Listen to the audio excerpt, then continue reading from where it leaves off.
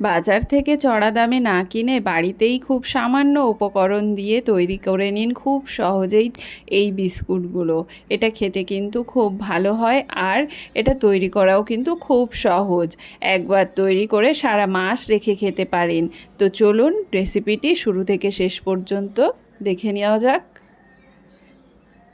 তো বিস্কুটগুলো তৈরি করার জন্য প্রথমেই আমি এখানে আটাটাকে মেখে নেব। তো এখানে আমি নিয়ে নিয়েছি 1 বাটি সুজি। 1 বাটি সুজির সঙ্গে আমি নিয়ে নিয়েছি 1 বাটি আটা। আপনারা আটার পরিবর্তে এখানে ময়দাও ব্যবহার করতে পারেন, তবে আটা দিয়েও এটা কিন্তু খুব ভালো হয়। তো আটা দিয়ে দিয়েছি, দেওয়ার পর তার মধ্যে দিয়ে দিলাম স্বাদমতো লবণ, আর দিয়ে দিলাম সামান্য একটু সাদা তিল, আর দিয়ে দিলাম কিছুটা বাদাম কুচি। আপনারা চাইলে এখানে শুকনো নারকেলের কুচিও ব্যবহার করতে পারেন। এবার এটাকে ভালো করে মিশিয়ে নেব। মিশিয়ে নিয়ে আমি এর মধ্যে দিয়ে দিলাম 3 টেবিল চামচ মতো তেল। সাদা তেল দিয়ে এটাকে ভালো করে ময়ান দিয়ে নিতে হবে। এই দেখুন, এইভাবে ডলে ডলে খুব সুন্দরভাবে ময়ান দিতে হবে। এটা যত ভালো ময়ান দেওয়া হবে এটা কিন্তু ততটাই মুচমুচা হবে। তো দেখুন, খুব ভালো করে ময়ানটা দিয়ে নিতে হবে। ময়ানটা দিয়ে নিয়ে আমরা এবার আটাটাকে মেখে নেব। আমি এখানে কিন্তু চিনির ব্যবহার করছি না, গুড়েরও ব্যবহার করছি না, আমি এখানে ব্যবহার করছি মধু। তাই আমি এটা মধু দিয়ে মেখে নিচ্ছি। এই দেখুন, এরকমভাবে। আমি যেহেতু এখানে মধু ব্যবহার করছি, তাই আমি কিন্তু জলের ব্যবহার করছি না। তবে আপনারা যদি মধুর পরিবর্তে চিনি বা গুড় ব্যবহার করেন, সেক্ষেত্রে অল্প জল বা দুধ দিয়ে এটাকে মেখে নেবেন। আর জল বা দুধ দেওয়ার সময় এটা কিন্তু অল্প অল্প করে দিতে হবে, কারণ এই ডোটা কিন্তু খুব বেশি নরম করা যাবে না। এটা কিন্তু একটা শক্ত ডো হবে, তাই অল্প অল্প করে এটাকে দিয়ে আমি মেখে নেব। তো দেখুন, এটা আমার মাখা হয়ে গেছে। এবার এটাকে আমি কিন্তু রেস্টে রেখে দেব।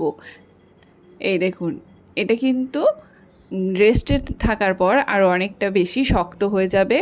তো 15 থেকে 20 মিনিটের জন্য আমি এটাকে রেস্টে রেখে দিলাম, যেহেতু এখানে সুজি আছে, সুজিটা ফুলবে। তো দেখুন, 15 থেকে 20 মিনিট পর আমি ফিরে এসেছি, আর আমার ডোটা দেখুন কতটা শক্ত হয়ে গেছে। এরকম শক্ত একটা ডোই কিন্তু আমাদের লাগবে।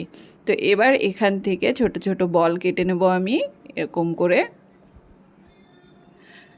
এই দেখুন বন্ধুরা, তো আমার রেসিপিগুলো আপনাদের কেমন লাগছে অবশ্যই কিন্তু কমেন্ট করে জানাবেন, আর রেসিপি ভালো লাগলে লাইক শেয়ার করে চ্যানেলটিকে সাবস্ক্রাইব করে দেবেন। আর যেসব বন্ধুরা আমার চ্যানেলটিকে সাবস্ক্রাইব করে অলরেডি আমার পাশে আছেন, তাদেরকে অসংখ্য ধন্যবাদ। তো দেখুন, এইভাবে বলগুলো কেটে নিচ্ছি।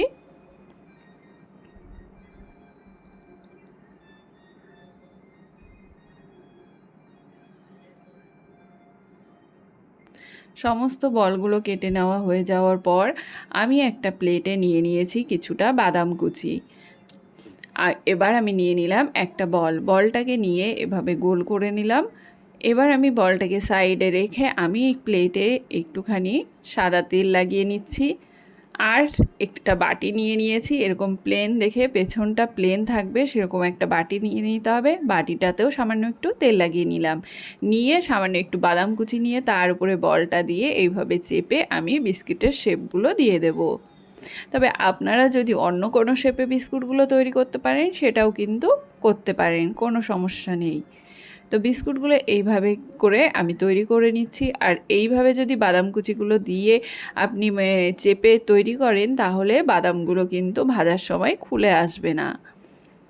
এই দেখুন, এইভাবে আমি সমস্তগুলো তৈরি করে নেব।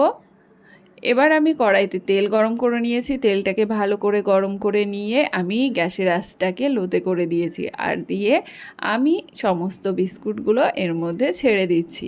ছেড়ে দিয়ে এটাকে লো আছে কিন্তু আমি ভেজে নেব।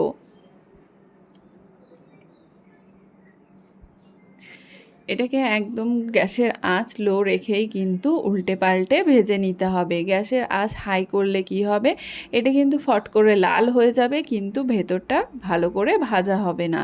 তার জন্য এটাকে কিন্তু অবশ্যই একদম গ্যাসের আঁচ কম করে ভেজে নিতে হবে। তো দেখুন, এইভাবে উল্টে পাল্টে এগুলোকে ভেজে নেব।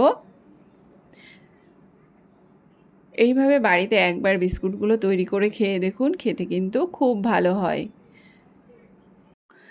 তো দেখুন বন্ধুরা, এগুলো দেখতেই দেখতে কিন্তু আমার ভাজা হয়ে গেছে। এবার এগুলোকে আমি নামিয়ে নেব। নামিয়ে নিয়ে এগুলোকে কিন্তু ঠান্ডা করে নিতে হবে।